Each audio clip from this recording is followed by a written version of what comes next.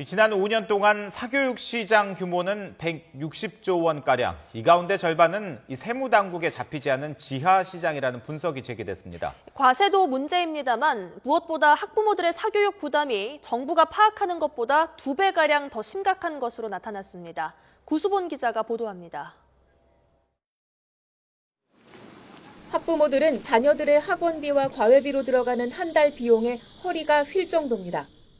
저는 한 명인 그 생각, 두세 명 사는 사람도 어떻게 이런 게 할까 하는데 안 한다는 사람 없을 거예요.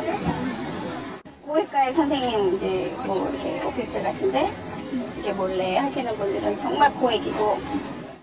실제로 국책연구원 KDI가 지난 7월 기획재정부 등이 개최한 정책 세미나에서 발표한 지난해 전체 사교육 시장 규모는 32조 8,700여억 원, 최근 5년간 160조 원에 이릅니다. 이 가운데 국세청의 과세 대상은 61조 5천여억 원밖에 되지 않습니다. 방과 후 학교와 방문 학습지 등 5개 항목은 국세청에서 직접 시장 규모를 파악하지 못하지만 KDI 자료를 준용해 18조 원으로 추정했습니다. 결국 160조 원에 달하는 전체 사교육 시장 가운데 79조 5,688억 원, 그러니까 전체 절반에 달하는 80조 원 규모는 과세 사각지대에 놓여 있는 사교육 지하 시장이라는 분석이 나왔습니다. 새정치연합 박광훈 의원은 국세청과 KDI로부터 받은 자료를 분석해 이처럼 국세청에 신고된 사교육 시장 현황과 KDI의 실제 사교육 시장 추정치는 큰 차이를 보이고 있다고 밝혔습니다.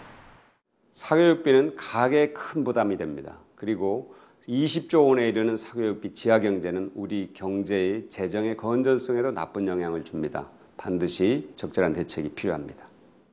정부에서 파악하고 있는 학부모들의 사교육비 부담보다 현실은 2배 더 가중돼 있다는 말입니다.